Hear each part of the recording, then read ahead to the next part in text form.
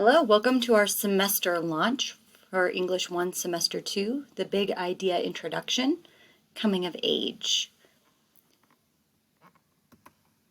Some materials that you're going to want to have, or strategies that I recommend for this lesson, is that you have a note catcher. It is attached currently in assignment 6.B or point 2, I think it was. Or a pen and paper handy. I'm not saying take notes and then retype them into the document. You can also write hand notes and take a picture and then send them to me for credit. And this also gives you a digital copy of any notes so that when you are working on a paper or Google Slide, you have them handy for you. I do recommend that you have headphones. You don't have to have them, just preferred. Helps with concentration. And then use your pause button. If something goes too fast or too slow, maybe unpause it and let it play for a little while. You can repeat things. It's part of the reason of having this as a video recording. All right. So I'm going to take about 30 seconds where you pause this for a moment. If you need to look at the, if you need to open the note catcher in 6.2 or assignment 6 part 2. Also in 6.2 or part 2, there's a how to have a document open, a Google Doc open, and watch a video without having to close either window. So if you want to figure that out, pause it and then go back. You can also just use the Google Slide that's just Google Slides without any of this verbal explanation or reading out loud. These are all options to you. You need to find what works best for you. Moving right along. All right, so coming of age. This will be our concept through Unit 1, Unit 2, and your final paper and project. It means the attainment of prominence, respectability, recognition, or maturity. Also known as the time when a person becomes an adult. So I got this from a dictionary, and sometimes dictionary definitions can be a little too wordy. Like, I don't use the word prominence all that often. I do often use the word respectable, respectability. Recognize can mean a few things. Yeah, I recognize that you are watching. I'm giving you affirmation that you've done it. So as you are working towards becoming an adult, you're going to be recognized for certain accomplishments that you've made, such as graduating from high school or maturity. Also, when you're looking at, and I want to go back one more, a time when a person becomes an adult, you can have a coming of age moment at various points in your life. For example, yes, when you are 17 and you turn 18, legally, you have now become an adult in the United States. Also, think about different coming of age moments of maturity. When you turn 18, you're going to be able to vote. So that's definitely an accomplishment. That's prominence, that's respectability. In the United States, legally, you have another coming of age moment coming at 21. You will be legally able to buy certain things at the store that you weren't able to do before. Next, there's different things for coming of age as well as you grow older. I can remember the first time I bought a house. I was in my early 30s. Wasn't going from teenager to an adult, but that is a coming of age moment in your adult life, being able to buy your own home or buy your own car, pay your own rent, starting your first job, whatever it might be.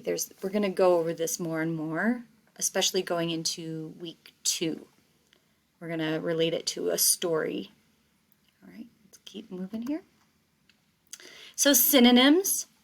Synonyms are words that have the same meaning. So, or similar meaning. So for example, coming of age, you might think of develop. It has to do with age. Just as I stated on the last slide, you could be going from 8th grade as a 14-year-old into high school at 14 going on 15. That is a coming of age moment. Going from high school into college, going from high school into the workforce, that's a coming of age moment.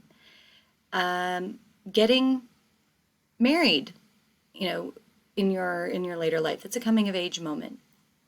Reaching adulthood, progress, evolve, mature, become experienced, grow, advance, bloom, grow up, develop, and blossom. There's even more synonyms out there, but this is a good start. And notice here I'm using thesaurus.com, and I've cited my source where I got it. Please note that when you are working on your slides in the future, anything that you borrow from somebody else, you have to give credit for that, okay? All right, next. Coming of age story focuses on the following.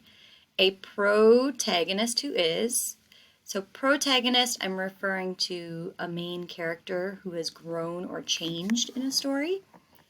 So a protagonist who is socially or psychologically maturing. So socially, that's that voting, turning 18 thing. Socially, in the United States, it is acceptable that when you turn 18, you are then an adult.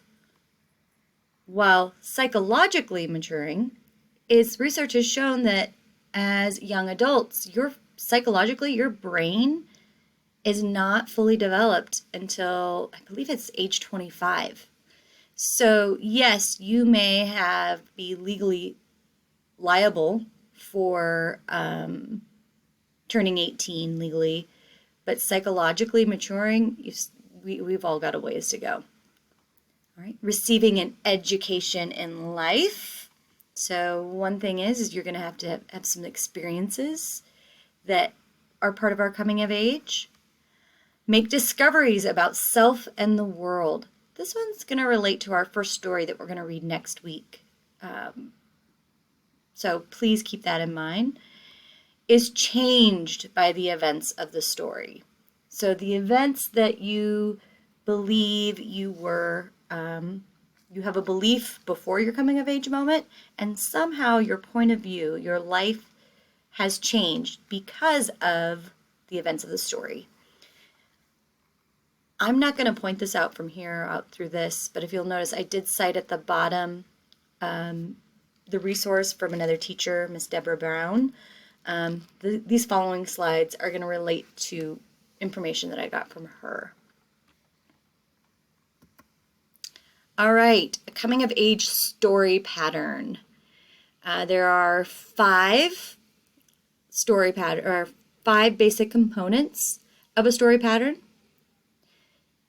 So when I mentioned earlier that you could be writing some of this stuff down, maybe number your paper 1 through 5, or maybe number those digital notes that you're taking on your phone 1 through 5. So in the beginning, our protagonist, is introduced as youthful and immature. In the beginning, our character is introduced as youthful and immature.